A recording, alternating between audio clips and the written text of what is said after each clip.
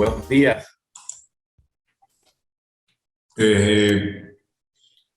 Bueno, vamos a dar inicio a la actividad del día de hoy, Banda.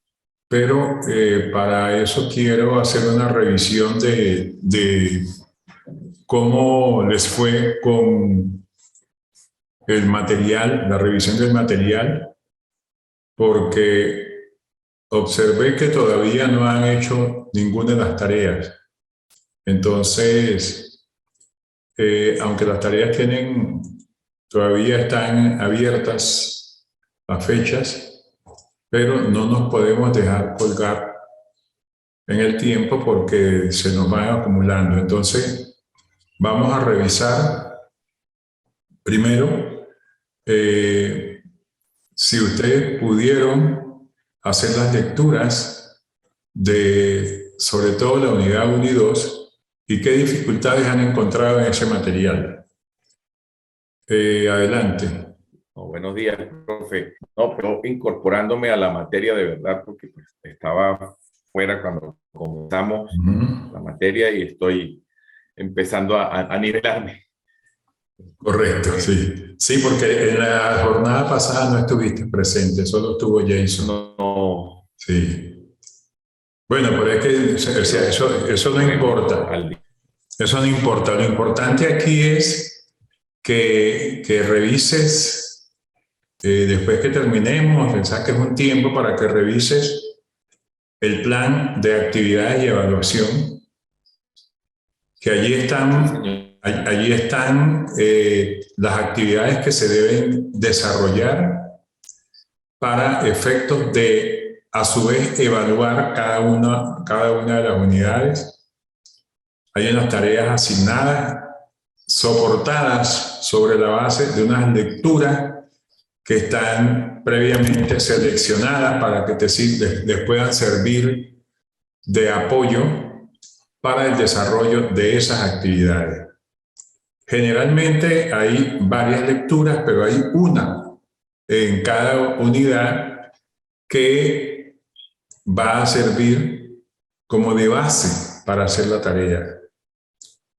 Aquí también lo interesante es que ustedes, cuando entren en la plataforma, porque en el cronograma de actividades, en el plan de actividades y evaluación, aparece solo la fecha en que se desarrolla una actividad, digamos, la fecha asignada para el desarrollo de una actividad, ya sea síncrona o asincrónica.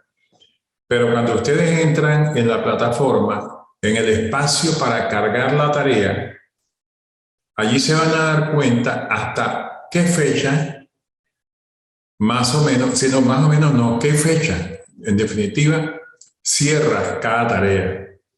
Yo les coloqué muchísimo tiempo, sin embargo, creo que el hecho de que haya tanto tiempo para cargar las tareas debe, antes de relajarnos, debe permitirnos un poco avanzar de manera tal que podamos ir desarrollando.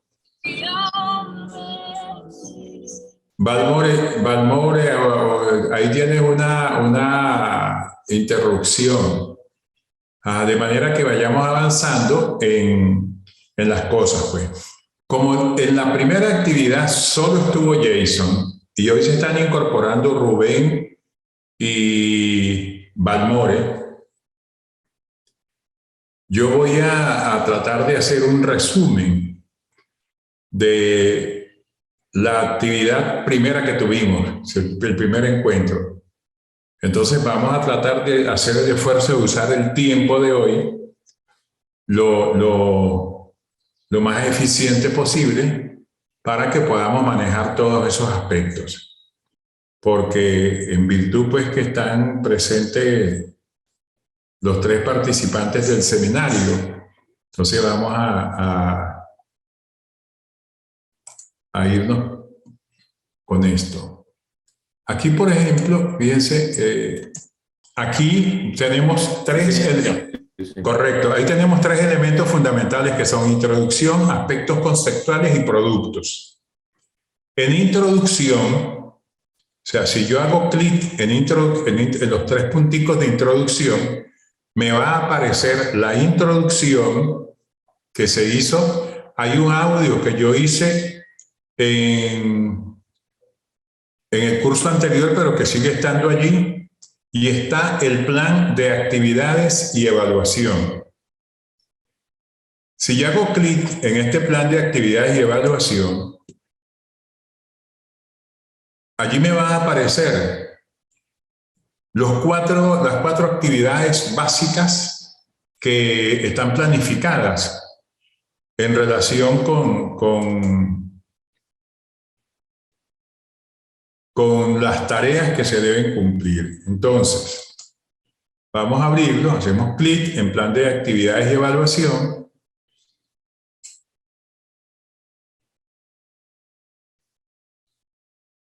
Y vamos a esperar que nos abra el documento. Ok, aquí nos abre el documento.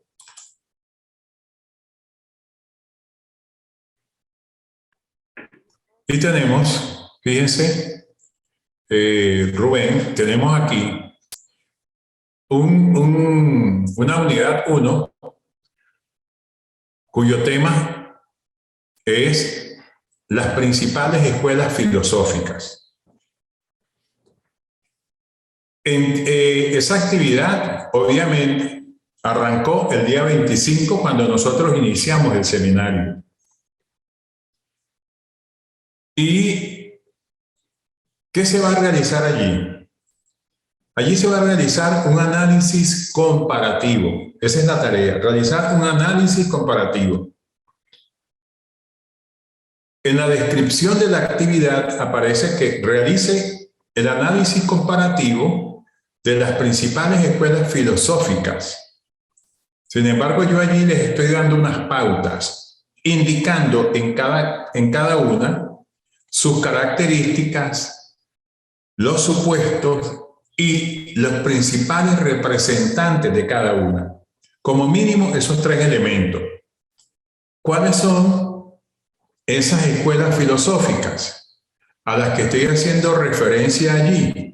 Bueno, esas escuelas filosóficas las estoy presentando acá. Son el materialismo, el racionalismo, el empirismo, el realismo, el neorrealismo, el idealismo, el positivismo lógico, el materialismo dialéctico, el materialismo histórico, el constructivismo y el pluralismo. Esas escuelas filosóficas, hacemos un cuadrito, colocamos cada escuela y los tres elementos básicos que yo estoy pidiendo. Pero vamos a irnos a la unidad 1 con respecto al material de apoyo. Entonces, vamos a minimizar esto un momento y me vengo para acá otra vez. Ya me salgo de introducción y voy a entrar en aspectos conceptuales. Hago clic en los tres punticos de aspectos conceptuales para poder visualizar lo que me aparece allí.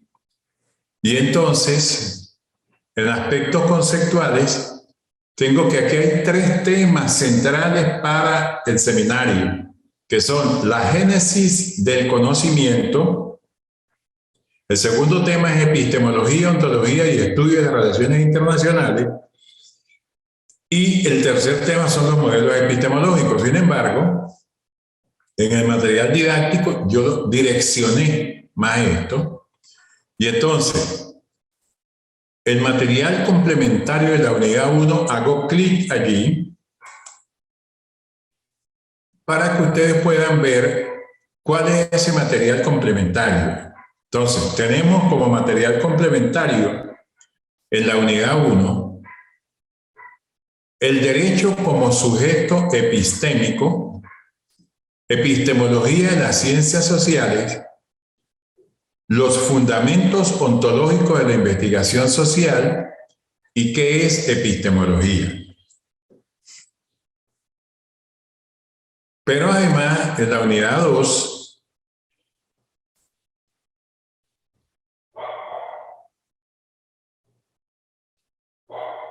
el material complementario de la unidad 2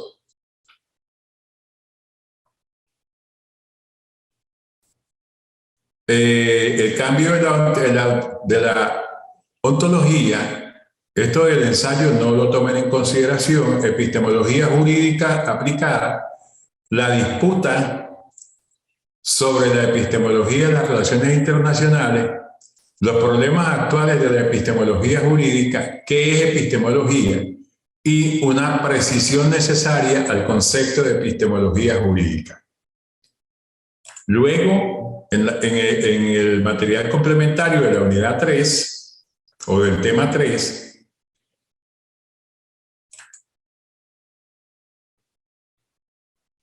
nos habla de los 4 paradigmas de la epistemología jurídica, el análisis crítico.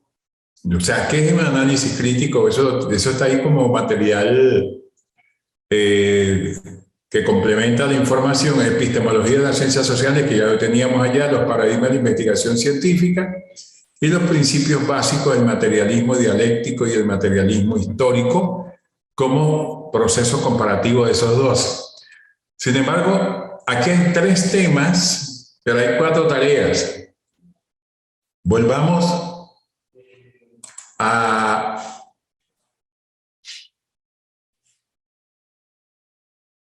aquí. Hay 3 temas, pero hay 4 tareas. La tarea 4, y estoy saltando de la 1 a la 4 para que establezcamos algunas relaciones, es un video que yo denomino consolidación de los aprendizajes.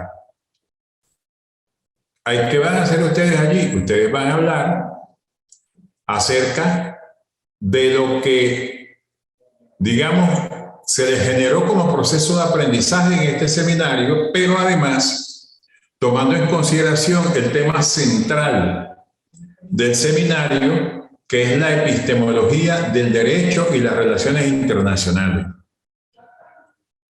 Vuelvo a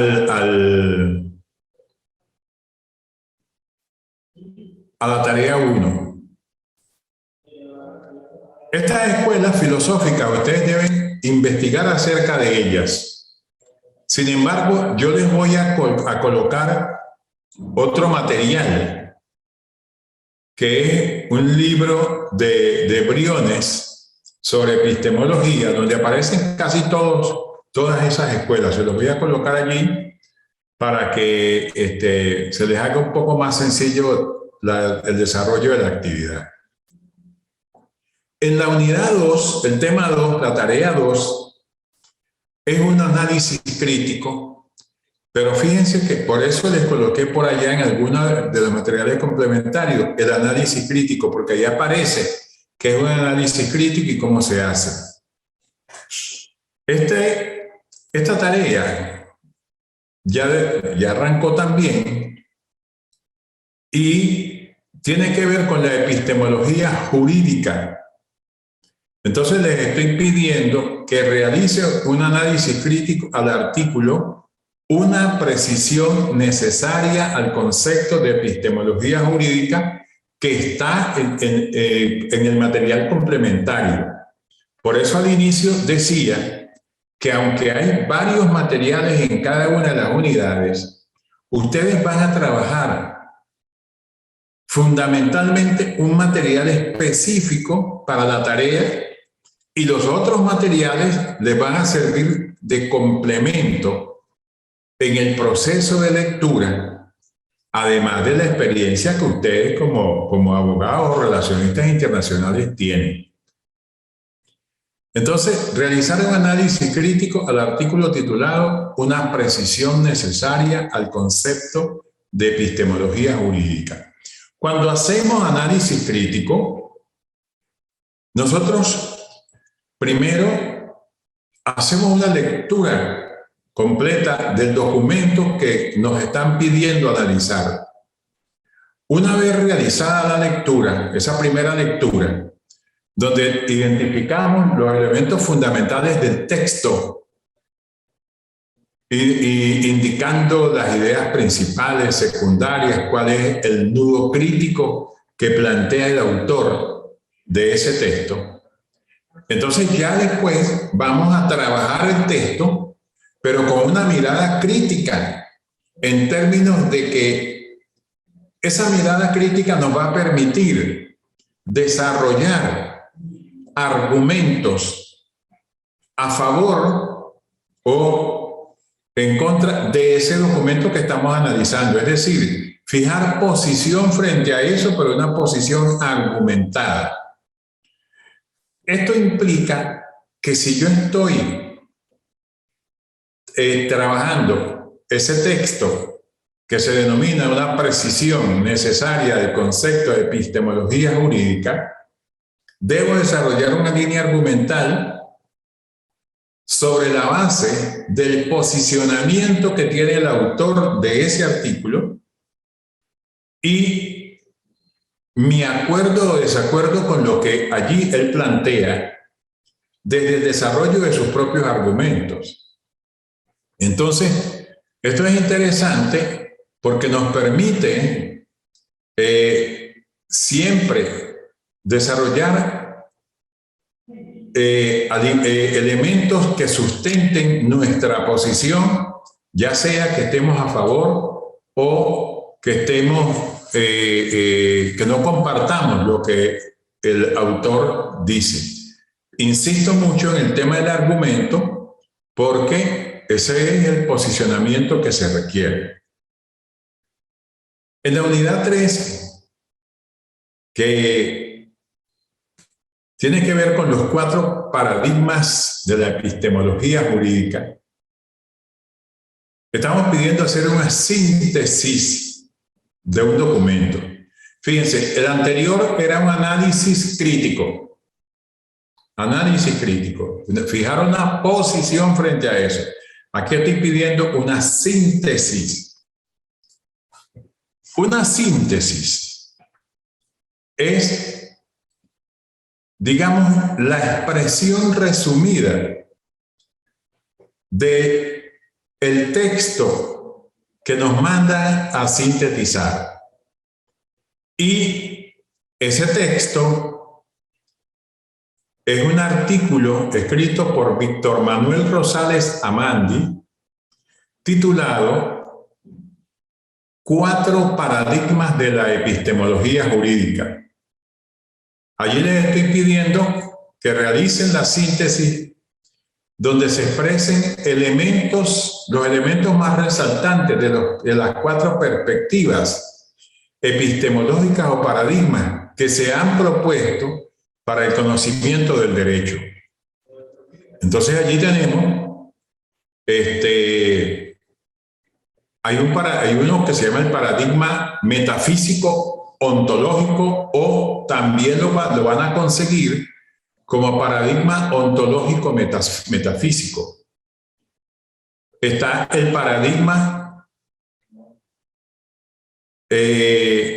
metafísico racional. Está el paradigma que se expresa en la teoría empirista del derecho de la fuerza, y el paradigma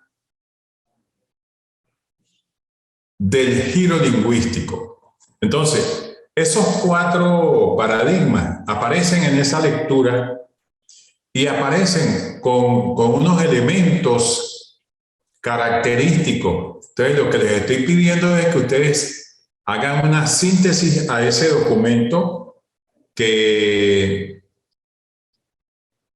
tienen allí, que está dentro del material de apoyo de la unidad 3. Y por último, van a realizar un video, que es lo que yo les dije temprano, que yo denomino consolidación de los aprendizajes.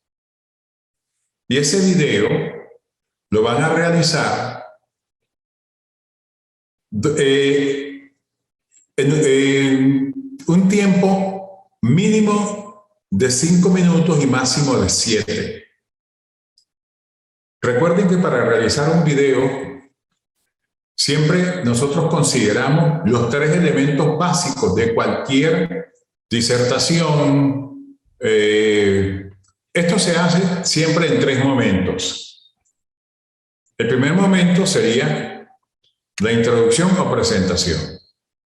El segundo momento sería el desarrollo.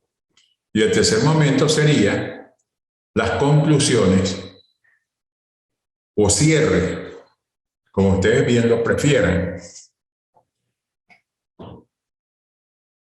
No hay que decir ni expresar cada momento, el nombre de cada momento, sino que simplemente cuando yo estoy haciendo la presentación o la apertura, el inicio de la actividad, debo arrancar presentándome. Y al presentarme, bueno, yo diría buenos días, buenas tardes, o simplemente no digo días ni tardes, sino que me presento como Cerveleón Murillo, estudiante del doctorado de Derecho y Relaciones Internacionales, y este video lo realizo en cumplimiento de una actividad académica en el Seminario de Epistemología del Derecho y de las Relaciones Internacionales. Listo. Ahí cierro mi presentación, porque el inicio o presentación debe ser corto, conciso y preciso, para darle mayor espacio al desarrollo de la temática. Una vez que ya hice mi presentación, entonces el tema que voy a abordar en específico lo denominé tal y tal y tal. Y comienzan a hablar, aunque estamos hablando de la epistemología del derecho y las relaciones internacionales, eso no implica que tengamos que cubrir todo. Pero sí es importante que nuestro video, nuestro discurso, el discurso que desarrollamos allí, esté centrado en el tema fundamental. Ustedes pueden agarrar cualquier aspecto, pero siempre tomando en consideración que estamos hablando de epistemología del derecho y las relaciones internacionales. A alguien, por ejemplo, se le puede ocurrir hablar en el video de lo que es la epistemología jurídica y cómo es que ésta ha contribuido o contribuye al desarrollo del conocimiento en el área del derecho y las relaciones internacionales. Eso puede ser una visión.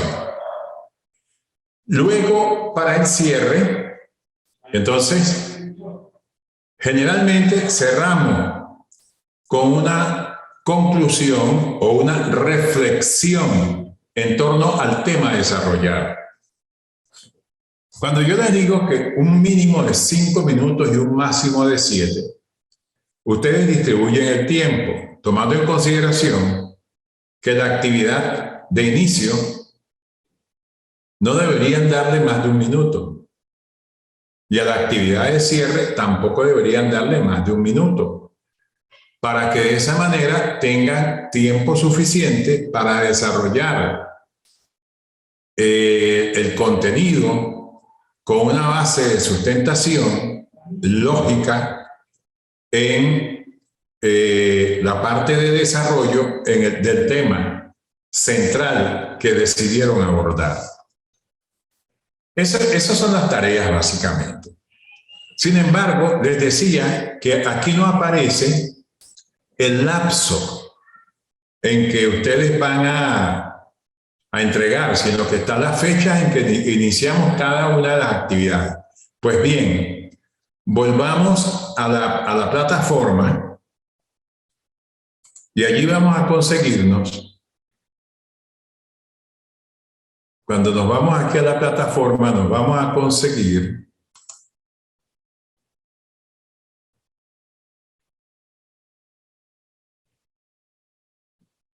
Ya les muestro. Aquí aparece, fíjense, aquí aparece, cargue aquí la tarea 1, análisis comparativo.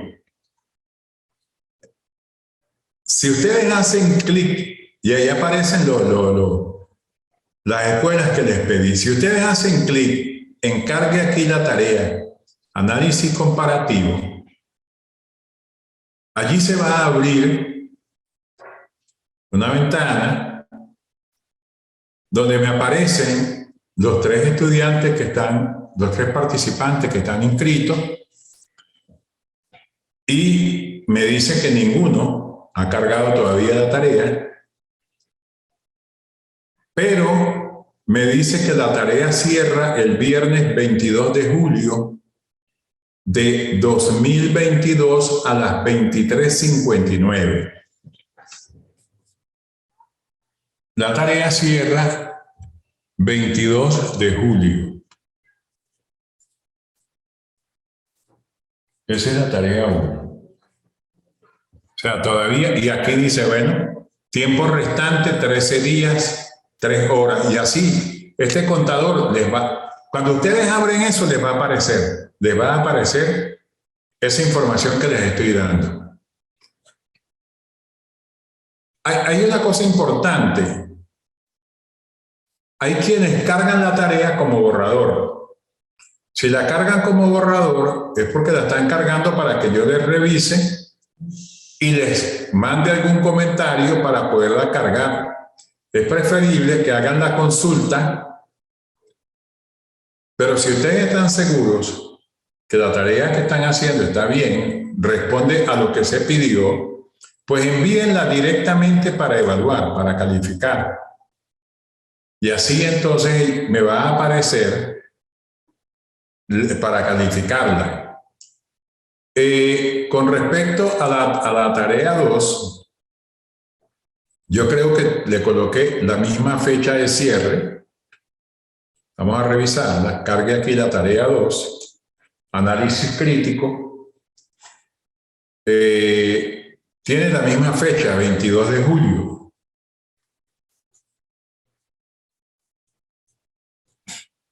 Si ustedes aquí pueden apreciar, viernes 22 de julio de 2022, las 23:59. Si nosotros seguimos revisando, bueno, entonces nos vamos a dar cuenta que la tarea 3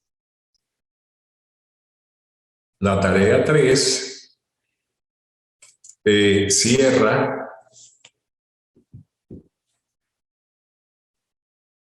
el 22 de julio también. Entonces, bueno, esas son las fechas en que está previsto. Entonces, yo les sugiero, por favor, primero, si tienen alguna dificultad, traten de comunicarse conmigo para aclararles la duda. Y de no ser así, bueno, entonces vamos a desarrollar las tareas en función de las fechas en que tenemos allí, sin esperar llegar a la fecha tope. Este texto que está aquí, una precisión necesaria del concepto de epistemología jurídica, que está de último, es el que estoy pidiéndole que trabajen para hacer la tarea 2. Una precisión necesaria del concepto de epistemología jurídica. Esto es un material publicado en el año 2019 en la revista telemática de Filosofía del Derecho. Es interesante poder hacer la lectura a profundidad, ¿no? para responder a la tarea que estoy planteando allí. Por otra parte, fíjense que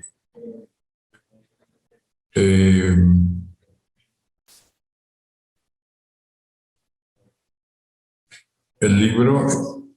Entonces, fíjense que siempre se ha venido dando una discusión entre o en relación con la manera como se construye el conocimiento. Yo explicaba en el primer encuentro que siempre se consideró a la epistemología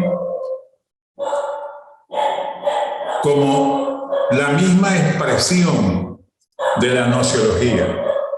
Sin embargo, con el tiempo se logró o se ha logrado determinar que la nociología es una cosa y la epistemología es otra, al punto que hoy día ya se considera a la epistemología como una rama de la filosofía.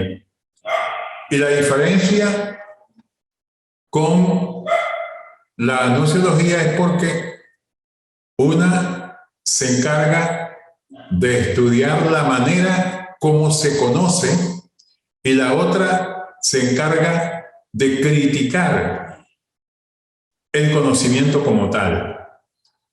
Entonces, todos los actos de conocer tienen una expresión epistémica. Y en el caso del derecho, pues, no está ajeno a ello. De allí que se habla también de la filosofía del derecho. Es interesante que nosotros consideremos algunos elementos trascendentales en torno a la comprensión de los fenómenos que se dan en esta área, toda vez que ello también tiene un sustrato teórico que de alguna manera le da relevancia, le da importancia y le sirve de soporte para el desarrollo de los argumentos. Yo creo que es importantísimo que nosotros también revisemos en algún momento la génesis del conocimiento, es decir, cómo se da el conocimiento, porque el acto de conocer, que es propio de la raza humana, tiene sus implicaciones, y ese acto de conocer, a través del proceso de desarrollo de lo que conocemos o de lo que interpretamos, lo que definimos como conocimiento, pues tiene una relación con el hacer ciencia. Entonces, esto es, desde mi perspectiva, un elemento de suma importancia. Tenemos un escrito que son 7 paginitas de el profesor Luis Guillermo Jaramillo Echeverri, profesor de la Facultad de Ciencias Naturales Exactas y de la Educación de la Universidad del Cauca en Popayán, Colombia, que se pregunta en ese escrito ¿qué es la epistemología? Pero para él dar respuesta a todo eso, entonces hace todo un recorrido por una serie de autores, claro, ligados con la educación, pero que no deja de tener vigencia, en el sentido de que para este autor, para Piaget, según este autor, la epistemología es el estudio del pasaje de los estados de menor conocimiento a los estados de un conocimiento más avanzado. Y en tal sentido se pregunta Piaget por el cómo conoce el sujeto, cómo se pasa de un nivel de conocimiento a otro. Entonces, la pregunta es más por el proceso que por lo que es el conocimiento en sí mismo. Hay 2 autores, Caverio y Waslawicz, que para ellos el término epistemología deriva del griego episteme, que significa conocimiento, y es una rama de la filosofía que se ocupa de todos los elementos que procuran la adquisición de conocimiento e investiga los fundamentos, límites, métodos y validez del mismo. En este caso, si nosotros, de acuerdo con estos dos autores, nos vamos hacia la epistemología jurídica, entonces esta sería una rama de la filosofía del derecho y de las relaciones internacionales, cuyo propósito fundamental es el estudio de todos los elementos que procuran la adquisición y permiten el desarrollo de investigaciones a través de los fundamentos, límites, métodos y validez del derecho y las relaciones internacionales. Hablamos de adquisición de conocimiento en función de vivencias otorgadas por el modo de vida, en la cotidianidad del sujeto, pero son las constantes que se verifican en esas vivencias, en la adecuación de la relación sujeto-objeto-sujeto, en la validez de los conceptos que surjan de dicha adecuación y en las posibilidades de predecir e interpretar acciones estableciendo causas o comprensiones sobre lo que es realmente la epistemología jurídica. En este caso, se abre un camino amplio, pero que se inicia con la relación sujeto-objeto, que siempre fue la forma de ver o de analizar el proceso de producción de conocimiento. Sin embargo, aquí tenemos una perspectiva un poco más amplia cuando establecemos la relación o procuramos el establecimiento de la relación sujeto-objeto-sujeto en la manera de cómo se produce el conocimiento en esta área. Hay muchos autores en los cuales se pueden trabajar. Sin embargo, además, hay una presentación. Vamos a revisar aquí un momentico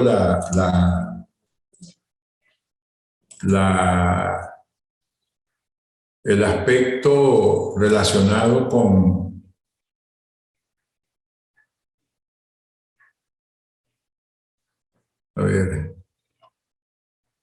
productos. Yo creo que les coloqué en productos, aquí está. Entonces, bueno, esta presentación la tienen en producto. La tienen aquí en producto. Hacen clic en productos y ahí al hacer clic allí está presentación, hacen clic en presentación y ahí se les despliega. Entonces, aquí en esta presentación tenemos todo lo que tiene que ver con el concepto de epistemología. Decimos que la epistemología es la rama de la filosofía, en términos generales, que estudia la teoría del conocimiento, utilizando tanto el objeto como el sujeto que accederán al conocimiento, como a los límites del saber mismo. O sea, el término proviene de la palabra griega tecnekesis, que quiere decir conocimiento.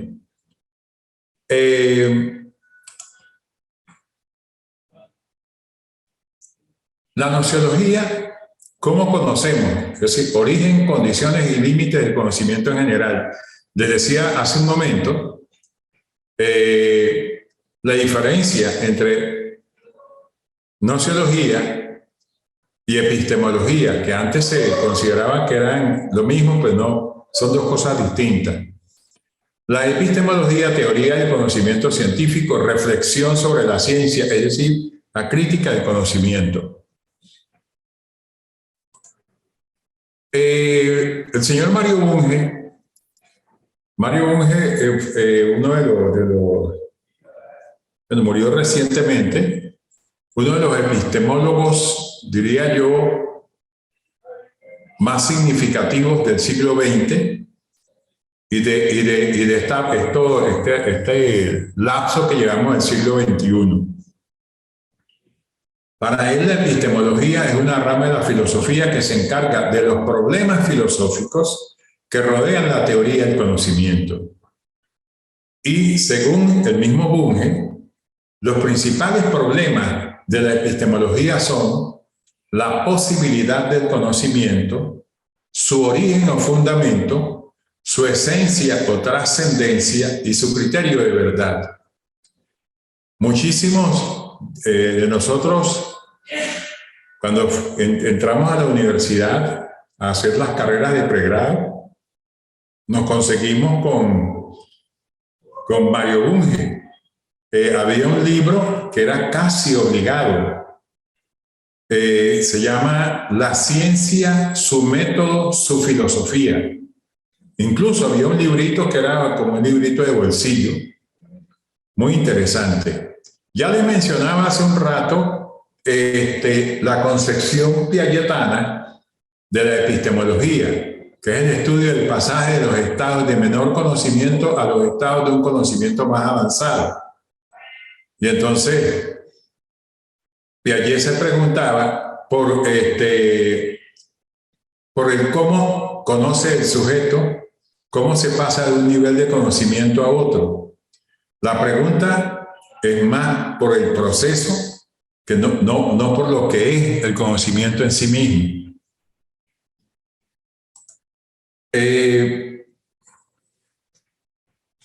Todo esto lleva a que nosotros entonces tenemos que hacer una revisión de lo que es el concepto de paradigma. Hay una de las tareas que les estoy pidiendo, los 4 paradigmas que se destacan en la investigación jurídica. Pues eso no es porque se fue el capricho, sino que nosotros tenemos que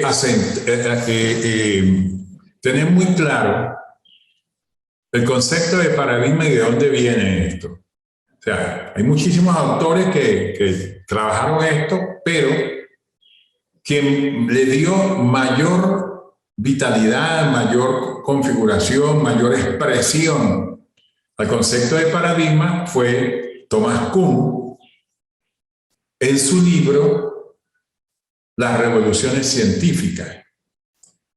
Allí hay unas perspectivas teóricas que identifican el paradigma, y esas perspectivas son que es común y reconocida por los científicos de una disciplina concreta. Es decir, cuando nosotros afirmamos que un paradigma es el modo o la cosmovisión, la manera de ver el mundo de los miembros de una comunidad científica, estamos diciendo que es la manera como esos miembros de la comunidad científica ven todo cuanto les rodea y comparten los elementos que sirven de sustentación para explicar el mundo desde su visión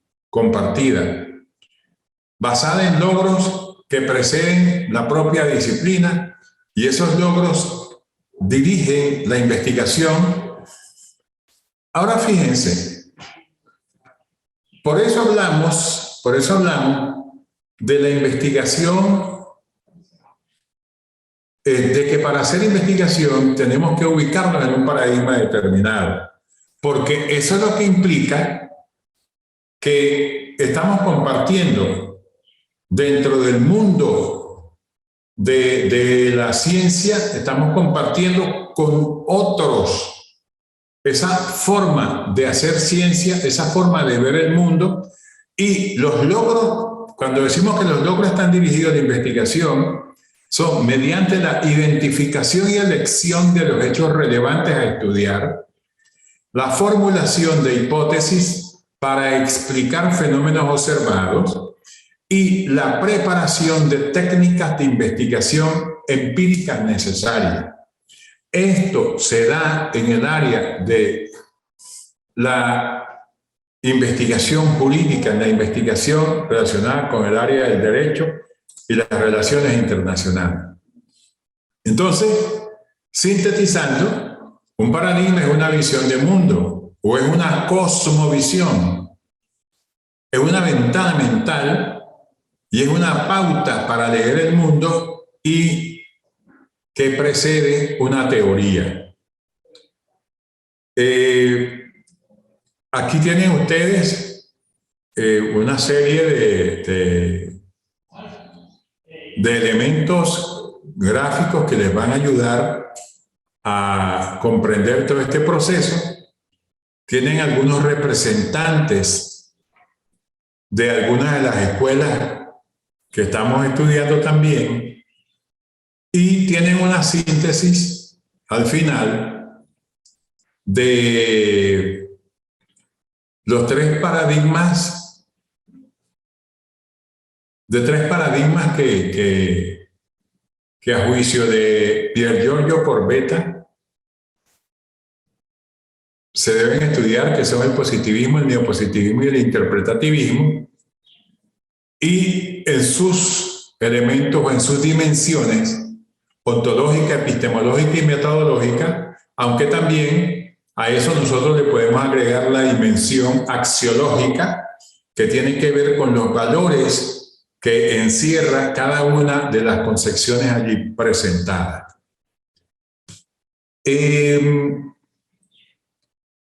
Espero que todo esto pues les sirva a ustedes de base para hacer las cosas que tenemos pendientes.